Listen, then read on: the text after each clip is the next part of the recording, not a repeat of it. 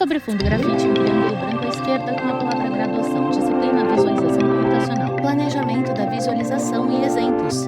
Olá, nessa aula a gente vai ver mais um pouco aí sobre visualização de dados, tratando aí sobre planejamento e vendo alguns exemplos. O professor Igor Amário de Souza, um homem negro de cabelo preto e raspado, usa camiseta cinza e calça bege. Ele está diante de um púlpito cinza no estúdio da Univesp, de costas para o cenário em tons de cinza e marrom, com puffs em tons de azul. À direita, slides surgem como efeitos gráficos. No primeiro slide, nomeado Tópicos das Informações, Planejamento da Visualização. Exemplo. Tá? Então, começando aí pelo planejamento, como é que a gente faz para apresentar os dados, né? Como é que a gente decide qual a melhor forma de fazer uma apresentação de dados? A gente tem que levar em considerações alguns fatores, né? Qual é o problema que está sendo analisado? Né? Qual que é o público-alvo que você quer atingir com aquela visualização, né? Como estão os dados, qual é o formato dos dados, quais são as características ali que permitem você fazer a análise. Né? E o que vai resultar desses dados, né? O que vai ser feito com esses dados? Essas são algumas das possíveis perguntas que ajudam a gente a fazer esse planejamento. No slide nomeado Como apresentar dados, a imagem de um palco com holofotes e cortinas vermelhas abertas, à frente poltronas vazias, fonte Stage Curtains, Any Content, Flickr. À direita, as perguntas em caixa rosa escuro. Problema: público-alvo? Volume e formato dos dados? O que será feito? Tá? Então, o fato é que de todas as visualizações criadas, muitas delas acabam sendo ineficazes porque não são bem planejadas no geral. Tá? Então a gente tem diversas possibilidades de visualização de gráficos, e visualizações não só de gráficos, né, mas de imagens em geral, só que nem sempre elas são pensadas da melhor forma. Tá? Então, primeiro, é preciso a gente atender ali às questões humanas, né? Como é a percepção e a cognição para compreender uma determinada saída visual. Segundo, também é preciso atender aqueles objetivos para qual a visualização está sendo construída. Tá? Então, fazer o planejamento dessa visualização acaba sendo uma etapa muito importante, né? Fundamental para você melhorar os resultados, né? Atender as características dos dados e ter um bom resultado final. No slide explicado as informações, muitas visualizações são ineficazes. Diversas possibilidades para cada contexto específico. Atender à percepção e cognição humana, atender aos objetivos da visualização. Abaixo em uma caixa de texto azul, planejar a visualização ajuda a escolher boas opções para um determinado domínio, de acordo com as características dos dados. Tá? Vamos considerar nessa figura aqui o espaço aqui de possíveis soluções de visualização. Então, cada ponto desse aqui é uma possível visualização. Tá? A gente tem soluções que são boas, soluções que atendem, né, que são ok, e soluções que são ruins, que não representam bem o que deveriam representar. Dentro desse espaço das soluções possíveis, um especialista com conhecimento em visualização vai ter geralmente um espaço que é conhecido. Tá? Então, são várias dessas técnicas que ele conhece e que ele, quanto mais experiência ele tiver, mais conhecimento, né, mais técnicas ele vai conhecer. Dessas técnicas, quando você vai fazer uma avaliação, existe um espaço que é considerado por esse especialista em visualização e que contém ali, né, uma quantidade já um pouco mais restrita de visualizações. Tá? Dentro do espaço considerado, a gente vai ter o espaço proposto. Tá? Então, nesse momento, algumas poucas visualizações vão ser escolhidas entre as possibilidades de serem usadas para uma dada análise. Até que a gente chega, né, no ponto em que o especialista vai escolher, dentro daquelas, né, que estão mais restritas, aquela que vai ser de fato utilizada. Tá? Então, esse processo serve para exemplificar aqui como que a gente pode tomar decisões. Né? Então, quanto maior o conhecimento, maior a possibilidade de você fazer uma boa escolha. Tá? Ou até mais de uma escolha, dependendo do caso. No slide explicado, um retângulo cinza nomeado Espaço de Soluções Possíveis, com figuras espalhadas aleatoriamente. 4 X amarelos denominados solução boa, 7 círculos azuis denominados solução ok, 64 quadrados laranja denominados solução ruim. Um círculo e 3 formas ovais formam subgrupos dentro do retângulo. Dentro do círculo nomeado solução escolhida há um X. Dentro de uma forma oval pequena de linha pontilhada nomeada espaço proposto, há 4 quadrados, um círculo e o grupo solução escolhida. Dentro de uma forma oval média de linha pontilhada nomeada espaço considerado, há 14 quadrados, um círculo e o grupo espaço proposto. Dentro de uma forma oval grande de linha tracejada, nomeada espaço conhecido, há 24 quadrados, 4 círculos, 2x e o grupo espaço considerado. Ao redor do grupo espaço conhecido há 22 quadrados, um círculo, 1x. Fonte Mansner, 2014. Tá? Então vamos ver um exemplo aqui de uma solução ruim para o tipo de dado que está sendo apresentado. Nesse caso aqui a gente tem opiniões aqui da população do Brasil sobre o regime de governo separados aqui por região. Tá? Então esses dados aqui estão mostrando aqui um percentual que prefere o presidencialismo, um percentual que prefere o parlamentarismo. Esses dados aqui são fictícios, tá? Não é uma pesquisa real. Só que percebam aqui que se eu quiser comparar os dados do Centro-Oeste, por exemplo, com o Sudeste, a informação está distante, né? Tem um monte de outros valores aqui no meio, então a visualização não é muito boa, além de estar repetindo uma boa quantidade do texto aqui várias vezes, e com isso ela não está aproveitando bem o espaço, né, a área de visualização. No slide nomeado Como apresentar dados? Solução ruim, a tabela citada, com o título na primeira linha e 5 blocos horizontais abaixo, cada um para uma região do Brasil. Linha 1.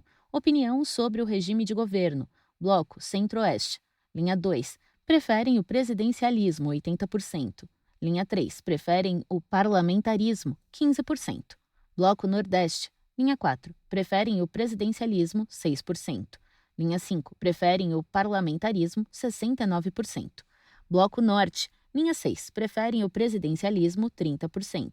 Linha 7. Preferem o parlamentarismo, 55%. Bloco Sudeste. Linha 8. Preferem o presidencialismo, 52%. Linha 9. Preferem o parlamentarismo, 32%. Bloco Sul. Linha 10. Preferem o presidencialismo, 64%. Linha 11. Preferem o parlamentarismo, 25%. Baseado em FIO 2012. Tá? Então, uma possível solução melhor seria apresentar esses dados aqui através de um gráfico de barras, ao invés de tabelas, e aí separando aqui as barras de quem prefere o presidencialismo daquelas de quem prefere o parlamentarismo, usando cores diferentes. E aqui classificando aqui por ordem de quem prefere o presidencialismo, aqui ordem decrescente. Tá? Então aqui eu consigo comparar as regiões de uma maneira muito mais direta, tá? E ainda eu consigo adicionar informação que não tinha no outro daqueles que eram neutros, tinham opinião neutra. Tá? Então essa visualização ajuda a melhorar, aí, né, aproveitar melhor o espaço e trazer a informação de uma maneira mais clara. Haveriam outras possibilidades de boas soluções também. No slide nomeado Como apresentar dados? Solução boa. 3 gráficos de barras horizontais um ao lado do outro. À esquerda, um gráfico de barras verde nomeado Preferem o presidencialismo. Na parte inferior, uma reta horizontal com os valores de 0 a 80%.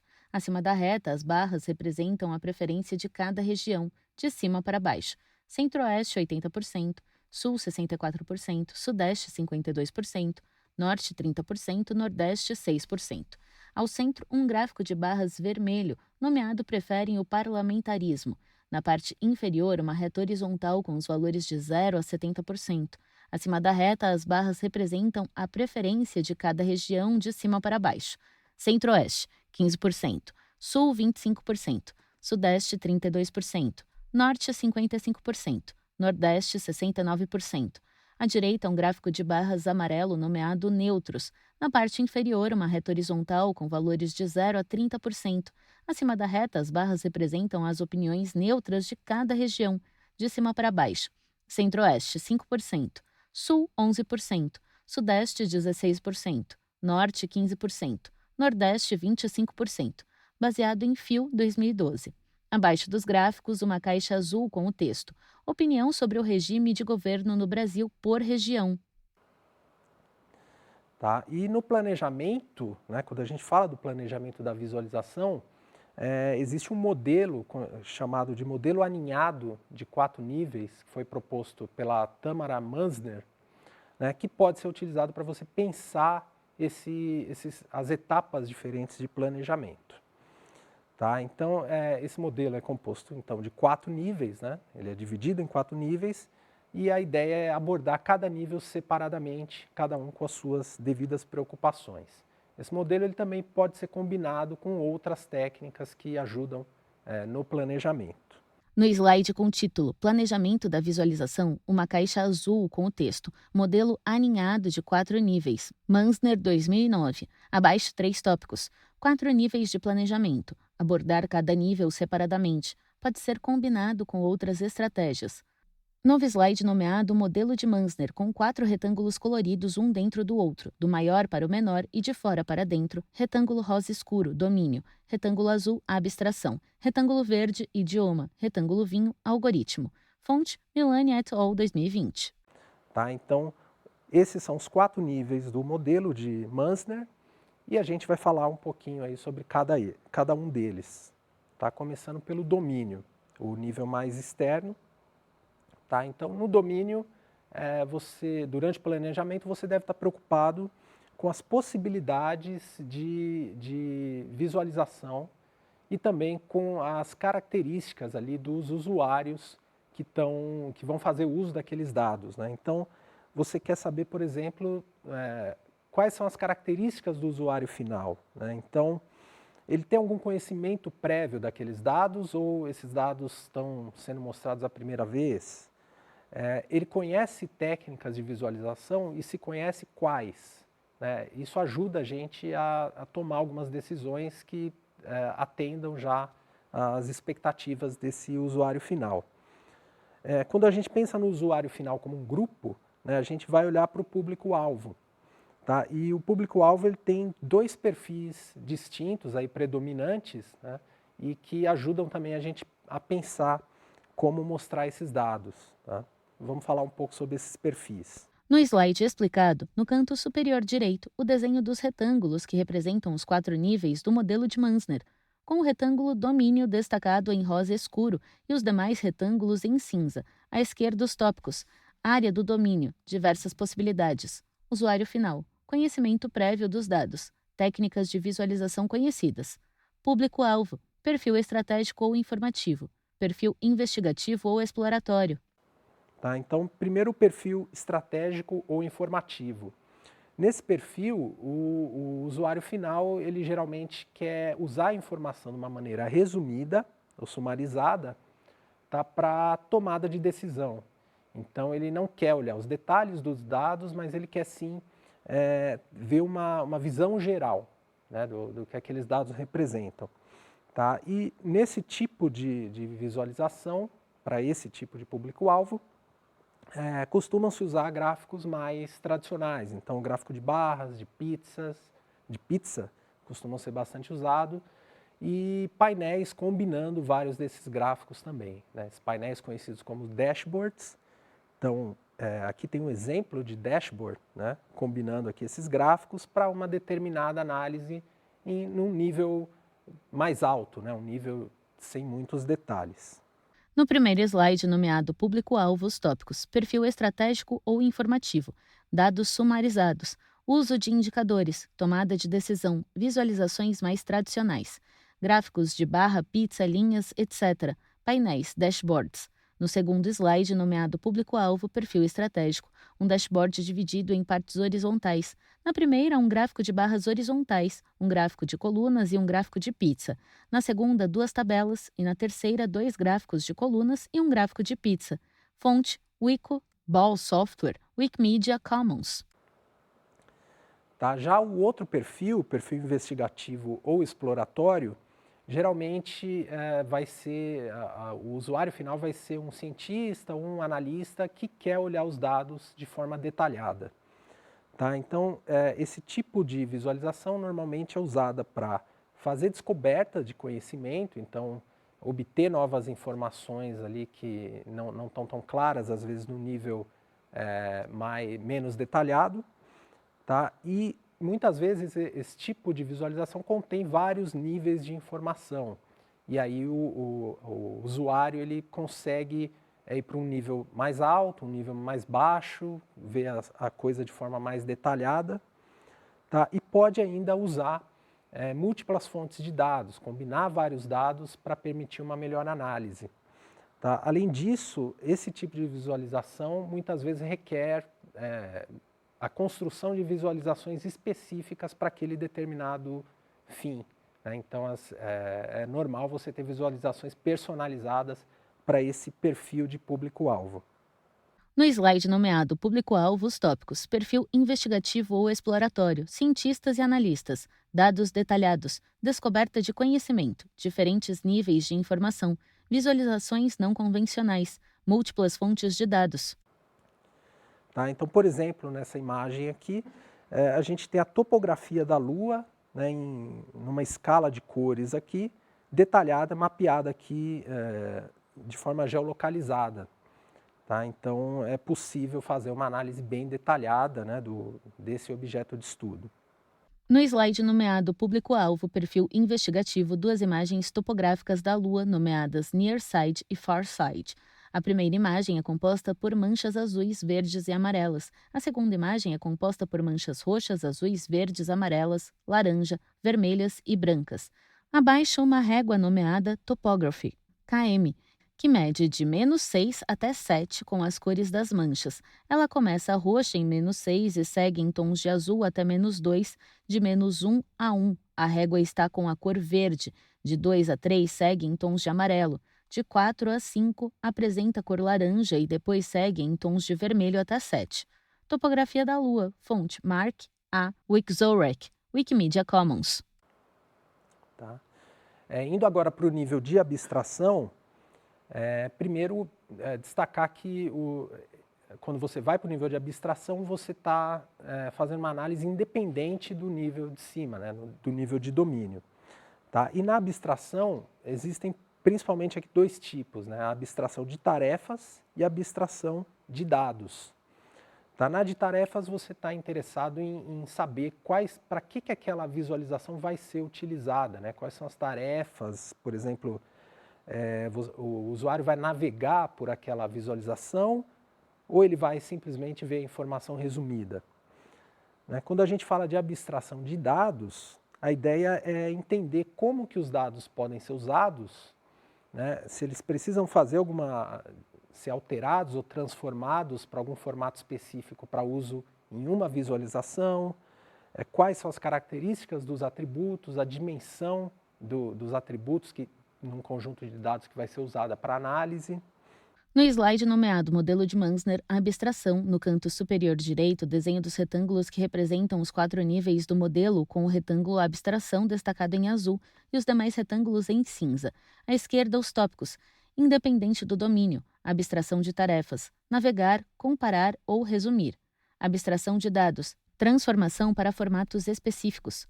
Atributos, links, posição, grids, etc. Dimensões. Tá? Então, por exemplo, nesse gráfico aqui, que a gente já utilizou sobre acesso à internet, comparando o número de acesso de internet aqui da população da China, Estados Unidos e Brasil, eu poderia fazer abstração considerando o tipo de dados, né, que são aqui dados numéricos, o número da população, e categóricos, né, o passar dos anos aqui. E como abstração de tarefas, né, esse gráfico aqui tem o objetivo de resumir e comparar os dados. Né? Então, são dados ali que seriam para um perfil de usuário mais de tomada de decisão. Tá?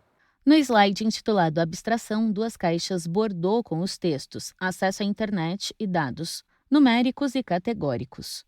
Uma caixa rosa escuro com o texto Tarefas, comparar e resumir. Abaixo, um gráfico com o eixo X numerado de 1990 a 2016 e eixo Y nomeado População em milhões. com valores de 0 a 750. 3 linhas coloridas representam 3 países com valores aproximados. Em laranja, correspondente ao Brasil, a linha começa com a população em 0 e se mantém até o ano de 2000. A partir de então, cresce continuamente até 125 milhões em 2016. Em verde, representando os Estados Unidos da América, a linha começa com a população em 0 e cresce continuamente a partir de 1992. Em 2002, com a população em 150 milhões, o crescimento desacelera e avança de forma constante e uniforme, de 2006, com a população perto de 200 milhões, até 2016, com 225 milhões. A linha decresce e cresce de forma instável. Em azul, representando a China, a linha começa com a população em 0 e permanece até 1998. A partir de então, cresce continuamente até 2006, próximo a 125 milhões. O crescimento se acentua e se mantém até 2016, com população em torno de 750 milhões. Fonte Our World in Data. Falar um pouquinho também, então, sobre o nível de idioma.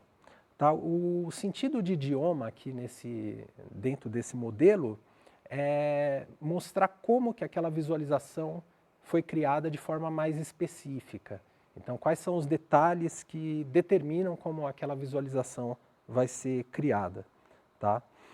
Não só criada, como manipulada também, né? Então, os detalhes de manipulação que vão ser definidos no planejamento estão dentro desse nível, tá? Então, a ideia é mostrar a codificação visual, né? O que os usuários vão ver e como vai ser o processo de interação, né? O usuário vai poder interagir com o gráfico, se sim, como vai ser essa interação.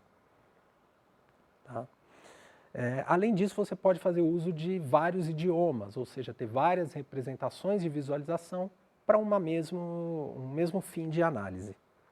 No slide nomeado Modelo de Manzner Idioma, no canto superior direito, o desenho dos retângulos que representam os 4 níveis do modelo, com o retângulo Idioma destacado em verde e os demais retângulos em cinza. À esquerda, os tópicos Idioma, forma específica de criar e manipular a visualização. Codificação visual, o que os usuários veem. Interação, como os usuários mudam o que veem. Os tópicos continuam no segundo slide. Uso de múltiplos idiomas. Usuários escolhem a visualização mais adequada. Tá? Então, nesse exemplo aqui, a gente tem um diagrama que é de árvore de palavras. Tá? Então, aqui tem várias frases, aqui começando por cats, né, por gatos, e ligações aqui entre cada nova palavra na sequência da frase, né? Então, são várias frases que são organizadas aqui de acordo com as ocorrências das palavras que estão presentes nelas. Tá? Então, nesse diagrama específico, toda vez que eu clico numa palavra, ele vai mostrar só os detalhes das palavras seguintes, as palavras que dependem daquela palavra que você clicou. Então, por exemplo, se eu clicar aqui na palavra are, ele vai mostrar só as palavras que estão vinculadas a are. Se eu clicar aqui em better than, né, o melhor que, ele vai mostrar só aquelas palavras. Então, eu consigo ir entrando, né, naquela árvore para visualizar mais detalhes. Isso é especialmente útil quando essa árvore é muito grande. No slide nomeado Idioma, Árvore de Palavras, um diagrama com palavras em inglês. À esquerda, a palavra cats, com 5 linhas à direita que se conectam a are, it, mewing, in the cradle lyrics, for adoption. Da palavra are, saem 6 linhas à direita que se conectam a better than, awesome, people to, family, evil, weird. Da palavra better than, saem 3 linhas à direita que se conectam a dogs, hamsters, kittens. Da palavra it, saem 2 linhas à direita que se conectam a kibble, mice. Fonte Google Charts. No segundo slide, o escrito à esquerda, cats are, 6 linhas saem à direita e se conectam a better than, awesome, people to, family, evil, weird. Da palavra better than, saem 3 linhas à direita que se conectam a dogs, hamsters, kittens. No terceiro slide, o escrito à esquerda, cats are better than, 3 linhas saem à direita e se conectam a dogs, hamsters, kittens. Tá? E vamos falar também sobre o nível de algoritmo. Então, nesse nível aqui, você vai detalhar ali o processo de visualização do ponto de vista da construção dos algoritmos que vão ser usados para criar a visualização, e tentar automatizar ou pelo menos deixar registrado como se cria a visualização para possíveis atualizações no futuro. Tá? Então, você pode ter algoritmos diferentes, né, para fazer extração e transformação dos dados, para fazer o processo de renderização ou publicação do idioma. Tá? Esse tipo de análise, de planejamento, é mais comum de ser feita em visualizações complexas que dependem ali de um bom desempenho para gerar a imagem, ou dependem de também ter um bom desempenho porque são usadas ali em tempo real. Tá? E a gente pode também determinar como é feita a validação, né, e o desempenho dentro dessa etapa. No slide nomeado Modelo de Munzner Algoritmo, o desenho dos retângulos que representam os 4 níveis do modelo com o retângulo algoritmo destacado em vinho e os demais retângulos em cinza. À esquerda, os tópicos. Procedimento detalhado da visualização. Automatizar a criação da visualização. Pode haver diferentes algoritmos. Extração/transformação de dados. Renderização. Publicação do idioma. Os tópicos continuam no segundo slide, mais comum em visualizações complexas. Criação ou reuso de algoritmos existentes, avaliação de desempenho e validação.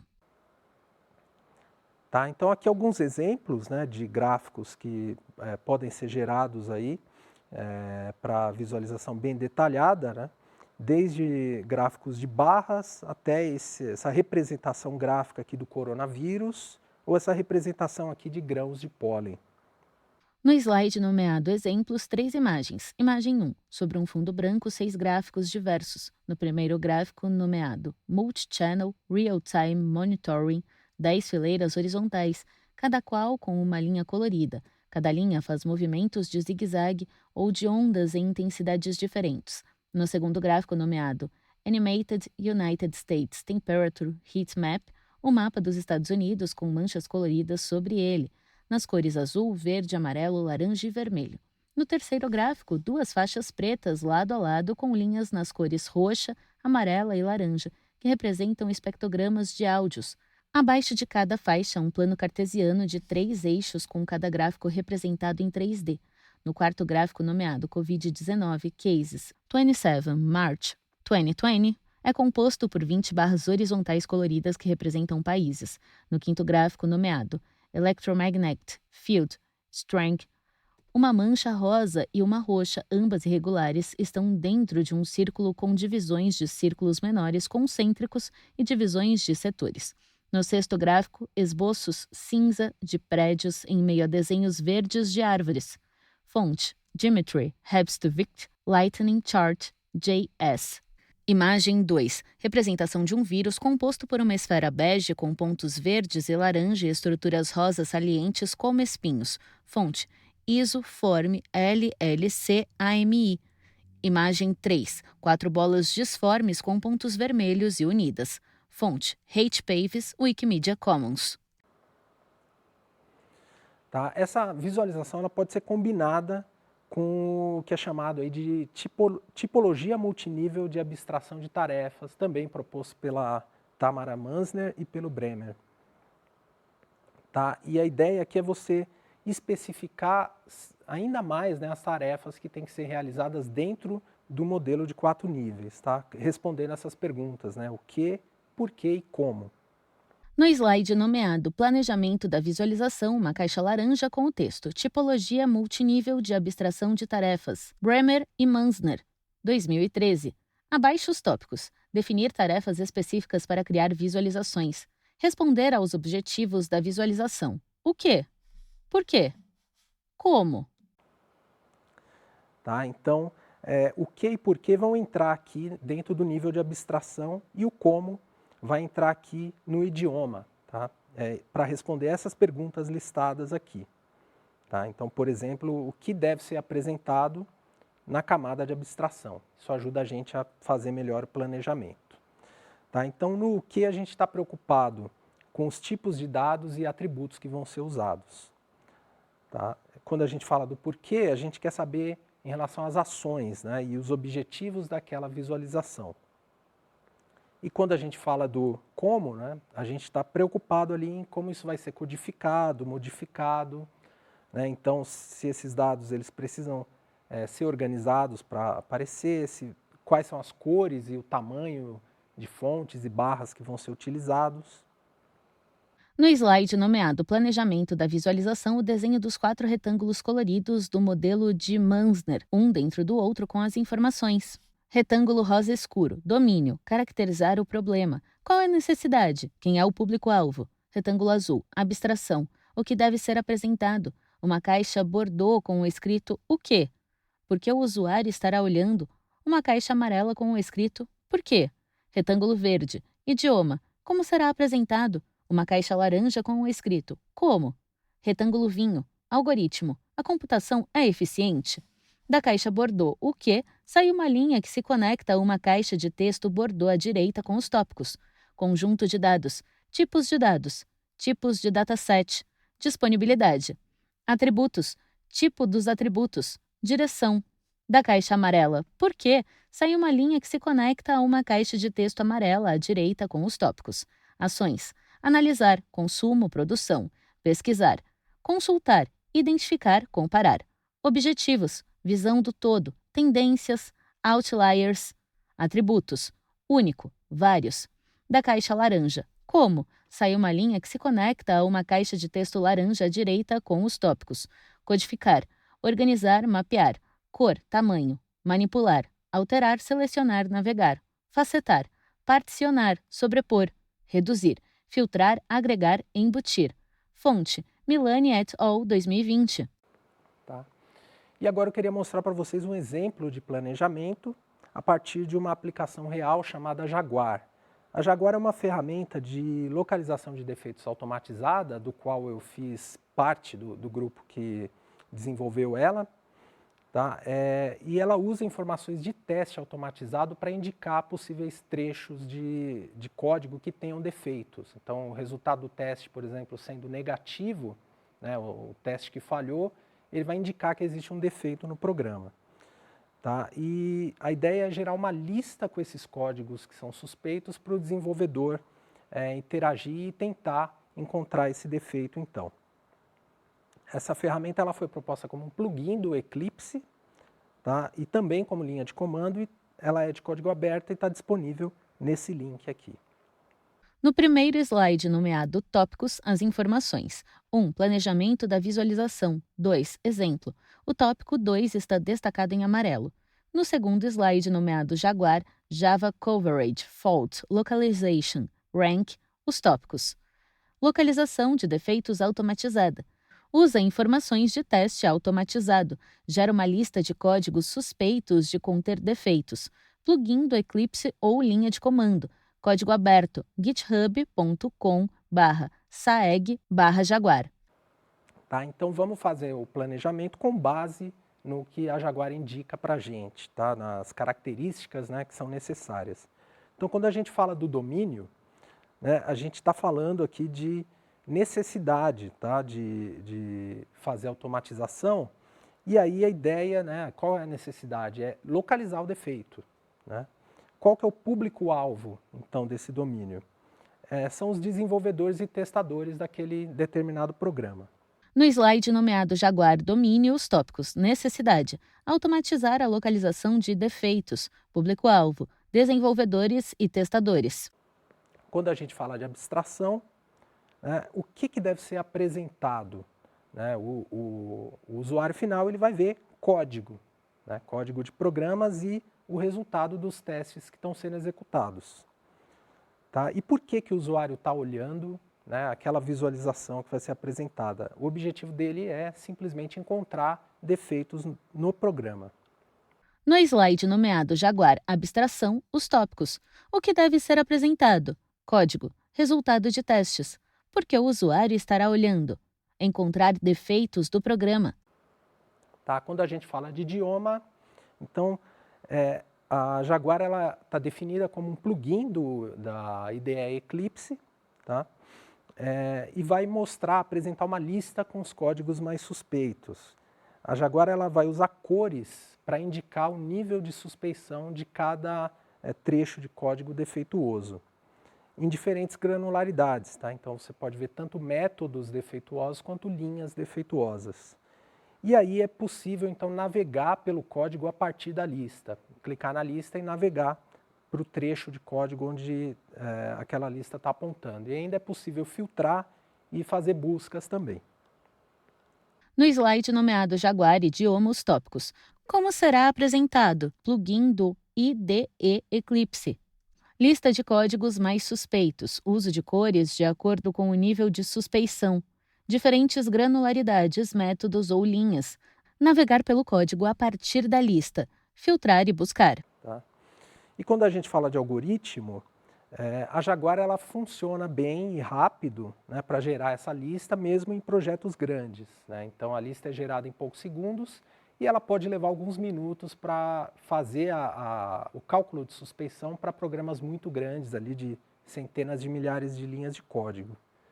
Tá? E o procedimento dela é rodar os testes, ela vai calcular a suspeição, gerar a lista e os resultados vão ser exibidos no Eclipse. No slide com o título Jaguar Algoritmo, os tópicos: eficiência, projetos grandes, lista é gerada em segundos. Cálculo do código suspeito pode levar alguns minutos. Procedimento: rodar testes, calcular suspeição, gerar lista, exibir no Eclipse. Tá? Então eu tenho uma imagem aqui da Jaguar dentro do Eclipse. Tá? A gente pode ver que tem uma lista aqui na lateral direita, com cores aqui, cada linha dessa aqui na lista é um método suspeito. Então o usuário vai clicar nesse método, e isso vai abrir aquele trecho de código que também está pintado e que ele pode então interagir para procurar o defeito. O vermelho aqui são os códigos mais suspeitos e ele vai ficando laranja, amarelo até verde. Verde significa que é um código que com certeza não tem defeito. Aí ele vai interagindo e navegando pela ferramenta.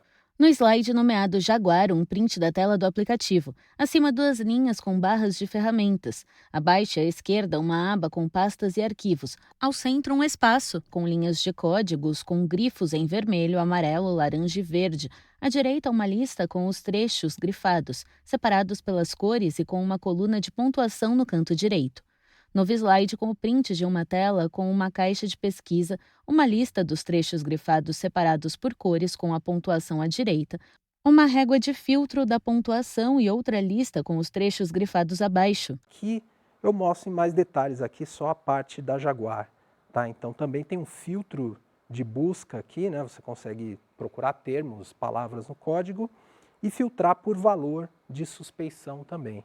Então, a ideia foi mostrar aqui, né, através dessa ferramenta criada, como que foi o planejamento dela seguindo esse modelo de Munster, certo? Então, esse é o conteúdo da aula de hoje.